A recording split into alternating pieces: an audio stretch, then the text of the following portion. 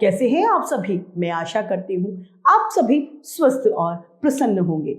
आज हम हमारा पाठ अपठित गद्यांश को पढ़ेंगे और समझेंगे। तो आइए इस पाठ को प्रारंभ करते हैं। यह है हमारा पाठ 18, अपठित गद्यांश, अनसीन पैसेज। अपठित गद्यांश का अर्थ होता है जो पहले ना पढ़ा गया हो। यहां पर एक अपठित गद्यांश दिया गया है, आइए इसे पढ़ते हैं। अपठित गद्यांशों को सदैव ध्यान से पढ़ना चाहिए ताकि इसके अंत में जो हमें सवाल पूछे जाते हैं या प्रश्न पूछे जाते हैं उनका हम सही से जवाब दे पाएं। अपठित गद्यांश में पूछे गए प्रश्नों का उत्तर उस गद्यांश में ही मौजूद होता है। आइए इसे पढ़ते हैं।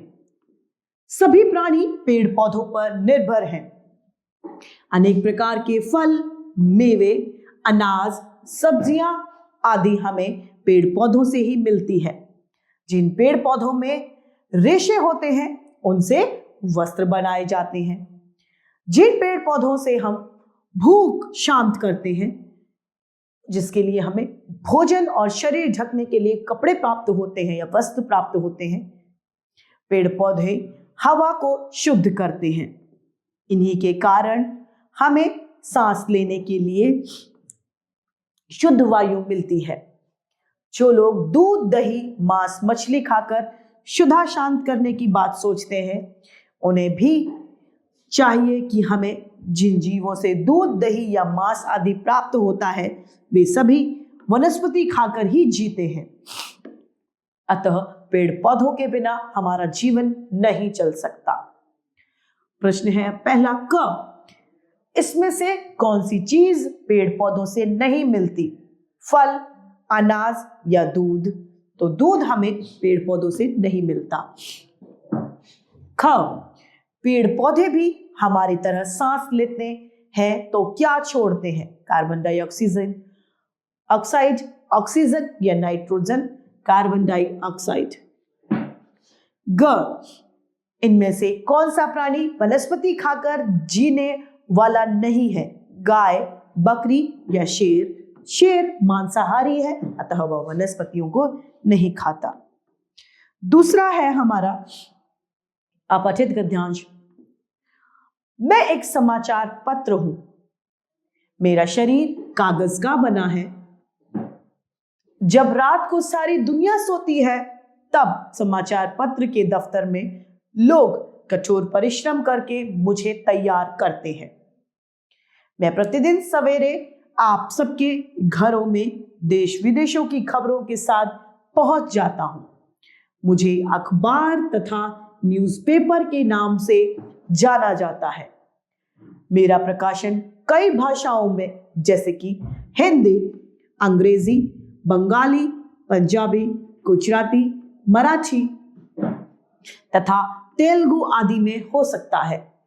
मेरी कीमत इतनी कम है कि निर्धनों की झोपड़ियों में भी मुझे पढ़ा जाता है।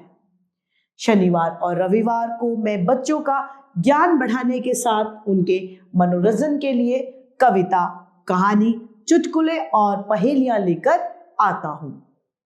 प्रश्न है हमारा क यह आत्मकथा किसकी है? यह आत्मकथा समाचार पत्र की है। प्रश्न, समाचार पत्र किस समय तैयार होता है? समाचार पत्र रात्रि में तैयार होता है।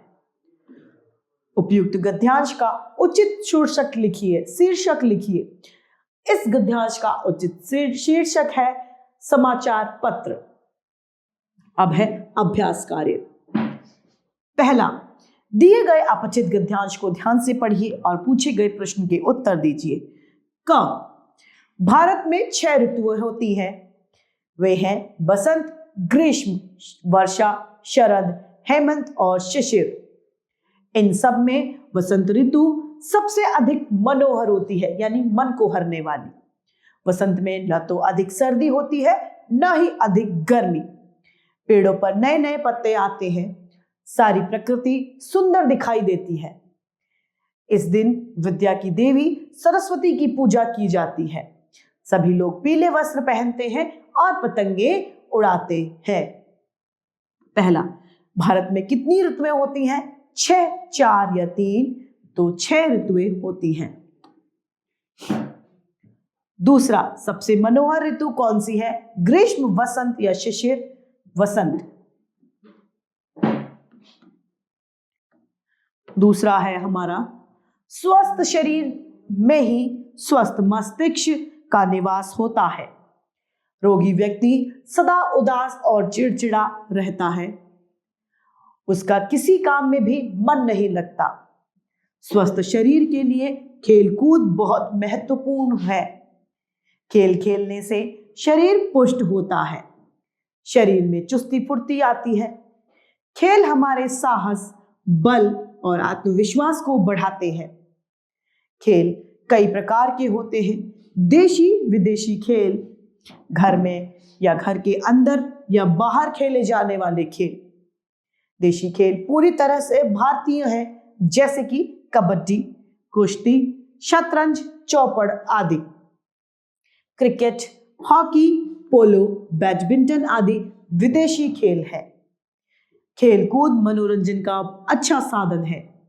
एक खिलाड़ी अपनी रुचि और शारीरिक क्षमता को ध्यान में रखकर अपना मनपसंद खेल चुनता है और निरंतर अभ्यास उसमें निखार लाता है।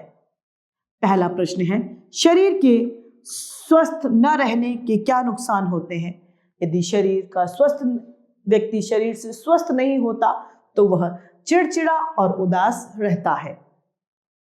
जीवन में खेलकूद का क्या महत्व है?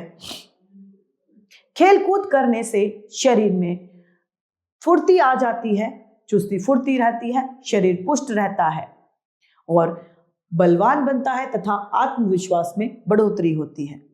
तीसरा, एक खिलाड़ी अपना मनपसंद खेल कैसे चुनता है? एक खिलाड़ी अपनी रुचि का खेल अपनी शारीरिक क्षमता को ध्यान में रखकर चुनता है। तो इस तरीके से हमारा यह पाठ अपठित गद्यांश समाप्त होता है। मैं आशा करती हूं आप सभी को यह पाठ भली भांति रूप से समझ में आया होगा। आज के लिए इतना ही, फिर मिलते हैं। धन्यवाद।